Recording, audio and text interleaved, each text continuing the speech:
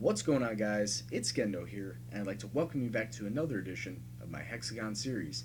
And today we will both find out together where my next destination will be in my road to the Hexagon. Of course, it has to be a European nation or a European team because, well, that's the only Champions League I've yet to accomplish, and that's the UEFA Champions League. So before I come to my decision, let's take a look at all the leagues I did load up. And the one in there that I thought I had put in but didn't was the French League. As you can see, it's supposed to be coming in during the middle of this summer. And I thought I loaded it up while I was at North America, but I guess it turned out I was wrong. But the other leagues I did load up and could have chosen, basically, or could have applied to: Belgium, England, Germany, Holland, Italy, Portugal, and Spain. I'm keeping Mexico and the United States in there just in case I want to bring over any players to whatever team I choose. Or at least try to, I should say. But a good smattering of big nations, big teams. So I had a good number of jobs at my disposal to apply to. And right after I quit, there were several jobs available at the offering. See, I quit back here on the 28th of April, and then the jobs just started pouring in. So you had Fiorentina, Lazio, Atletico Madrid. I could have gone back to Spain. Bayer Leverkusen, Wolfsburg, Köln, Benfica, Estoril, Rio Ave, and those were the initial, I guess I should say, those were the initial wave of applications that I sent out. Plenty of responses back, plenty of interest. I believe there was only one that laughed me off, and that was Wolfsburg, and I don't know why.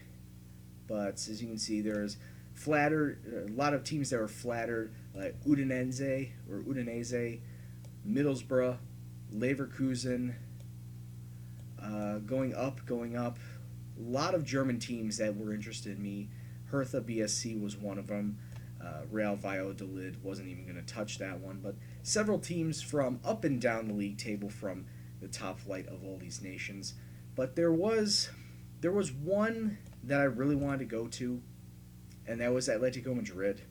Unfortunately, they said no. At the very end of the day, they said no, and I'm really bummed out because, yeah, I would have been going back to Spain, but at the same time, I'm glad I didn't get the job because of that reason. I would have been going back to Spain. I would have had to deal with Real Madrid and Barcelona. I want to give myself a little bigger challenge than just going through the Spanish system. So I was looking at more towards the English teams. I was looking more towards the Italian, the Germans, and even the Portuguese. There wasn't any openings on the Belgian side or on the Holland side. So I was looking towards Portugal. And the one team that actually did have a job opening and opened its doors to me was Benfica. Benfica of all teams. And to be quite honest with you, I think this is going to be an interesting challenge to be taking over a team that has quite honestly been a little crestfallen because they used to be on top of the league. And I'm going by this save, not in real life, but they used to be top of the Portuguese system, and then a couple years of seconds, a couple years of third place, and this year they came in fourth, so it led to sacking of their manager. So I decided to take a look at their squad, and I felt that they had enough talent on there that I could bring them back up. Not just winning the Portuguese league, Liga Sargas, but also quite possibly challenging in the Europa League and in the future the Champions League. So I feel that Benfica is going to be a nice rebuilding project to get them back to prominence in Portugal and in Europe. So this is where my next destination will take us. Gendo sees himself in Portugal for the first time, and Gendo is now the manager of Benfica. Let's take a look at the roster, shall we? There's quite a few good players on the roster. And while I say that, I also may need to dump contracts because if you take a look at our balance, we are 24 million pounds in the hole. So I need to probably dump some contracts, like I've been saying. But overall, there's a good list of players in all sorts of this squad. So you have a few good defensive players, some great attacking mids, maybe using that 4-2-3-1 that I've been using for a good portion of this series. But taking a look at some of the top players, we have Laerte, who's a center back. He's a 29-year-old Brazilian, 6'4", very tall, so he's definitely going to make up a lot of those challenges off of corners, both attacking and defending. Really great speed, just up and down, nothing less than an 11. Great defensive stats, 18 marking, 16 in tackling. I'm not going to go through all these players, just the ones that I feel that are really, really good.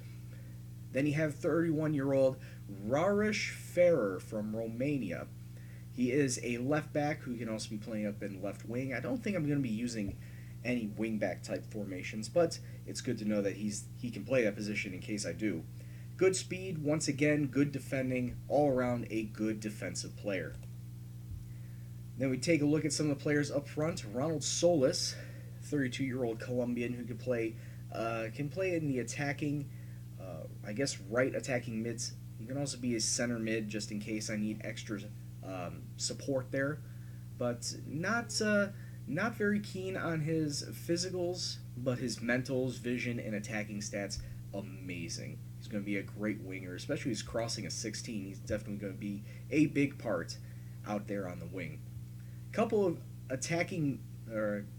of cams here that I may have to drop one back to a center mid, but the first one is Julio. He's a 28-year-old Brazilian. And I guess, if anything, he can drop back to the cam position since he is pretty good in that position as well. Good speed, great mentals, very good technicals as well. A solid player for us. And then I guess the one that is going to be playing in the cam role more often is going to be Osmar, another Brazilian, 31 years old. Even better attacking stats than Julio. A little slower on the speed, a little less technical, a little less physical, but overall not a bad player.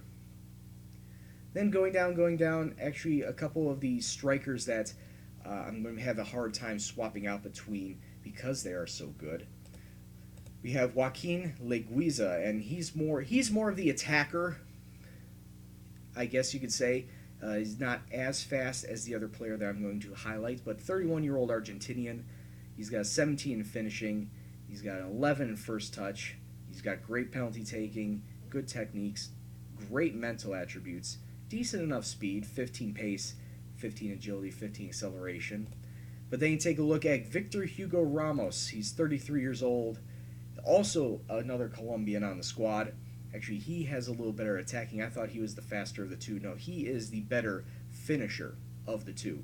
19 finishing, 16 first touch, 15 technique, great mental attributes, a little less physical and also a little slower than his counterpart Leguiza.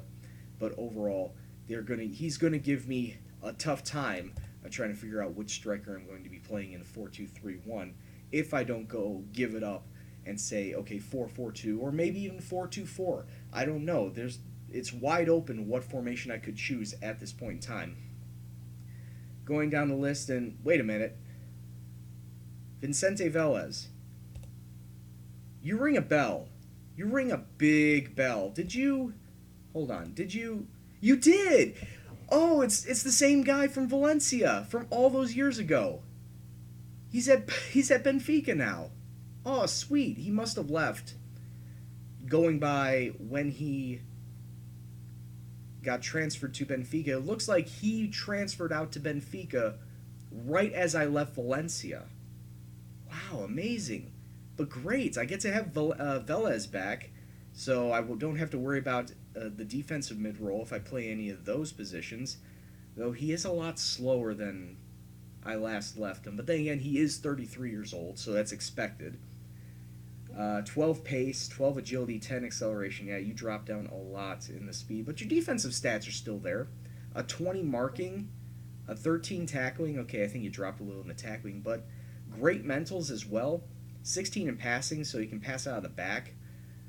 Velez is still looking pretty solid for a 33-year-old. So, wow, I can't believe that he's on the squads. That helps us out immensely. Because other than that, not many more I want to highlight. Let's take a look at how the club has actually done during this time. Like I said, a lot of second places, a few first, but they kind of dropped off. Second, third, and this past season they finished in fourth place. If you take a look here, Porto, Sporting, Leiria.